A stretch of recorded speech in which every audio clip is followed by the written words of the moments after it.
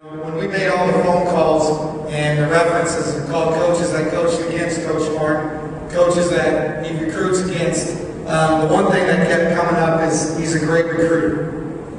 Not only is he a great recruiter, he's a great offensive mind. He's been a head coach at a college level. He's at one of the top offenses, not only in the conference, but in the country.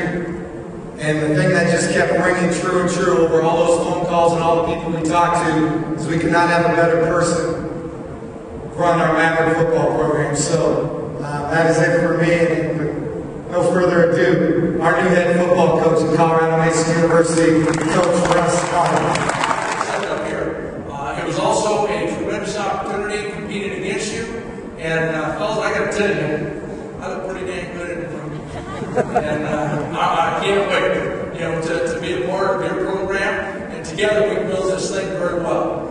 There's going to be a lot of things to go on as far as some of the changes and adjustments. As a standpoint, I've been asked a couple times what it's like to replace Coach Romano.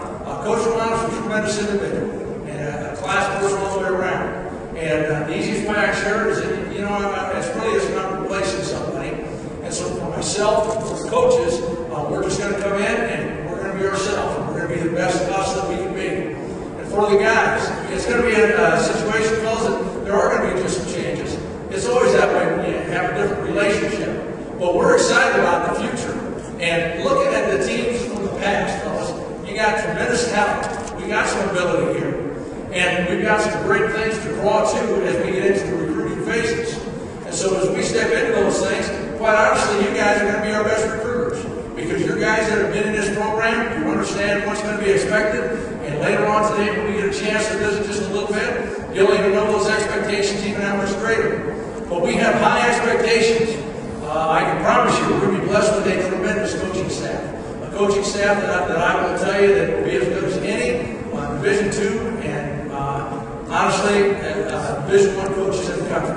And so as we progress, we're looking forward to the changes, we're looking forward to the opportunity, and we're looking forward to the challenges to step up together and to make Mesa football really not only one that's going to challenge for conference titles, but also to compete nationally. And that is the goal, and that is basically where we are headed. And I'll be glad to take questions. I know individually we can get things addressed. If y'all want to catch us individually after, you can catch me on that. But anything else at this point? Open for questions. Any generals? Coach Martin, Alan Gamalik, Daily Sentinel. Coach, tell me just about, what interests you specifically about this job, situation at Kearney where you're going to the, MIAA. Tell me about what interests you about becoming the head coach again. The question is basically what attracted me to this position, and looking at the past of where I've been at UNK and their transition into the MIAA, let me hit both those areas very, very quickly. UNK has some major challenges going into the MIAA, and there was a lot of excitement with that. But what was even much greater attraction to me here is multiple things. When you take a look at this community, like I said, even when I was at Kearney, we always felt that we were recruiting young men out there to what we said was always one of the top 2 communities in the Army. Well, we didn't tell anybody that we felt Grand Junction was number 1. We just told them we were one of the top 2. I believe this is the best community in the Army I can recruit to. When you take a look at the facilities, it is a tremendous facility. The updates and things are first class. I mean, it will compete with anything in the nation.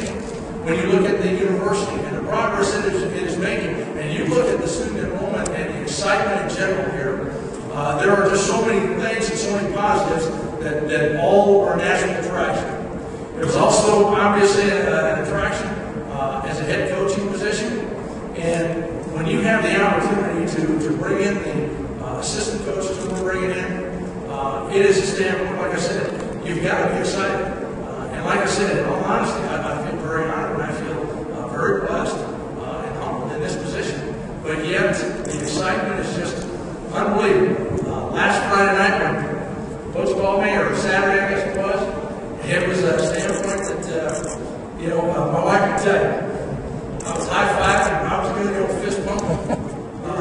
My thoughts, by the way, when the position opened was one that I knew we were going to be very interested in, from coming out here and competing and playing against Mesa and seeing the community, seeing the facility.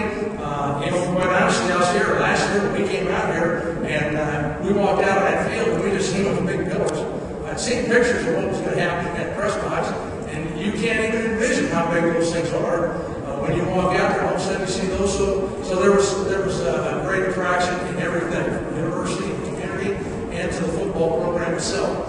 One of the things that we have always enjoyed when we have played Mesa is it has always been highly competitive and has been a great situation. So I knew that there was a great opportunity here. And as far as the expectations, just as I shared a little bit ago, I believe that we can compete for the RMAC championship. And I believe that this is a situation that we can compete nationally. If I would compare this right now to where we were at the University of Nebraska, I would say that basically we have a much more favorable situation here than what Kearney does. Is it going to happen overnight? You know what? I hope so. I want it to be that way. When I had the opportunity to visit with several of the seniors, I told them, as a coach, good Lord willing, I'm going to keep coaching for a lot more years. For those guys, this may be their last year. We don't want it to be a long rebuilding process. We want it to be a fast learning curve, and it's going to be a major challenge for them as far as new terminology, offensively, defensively.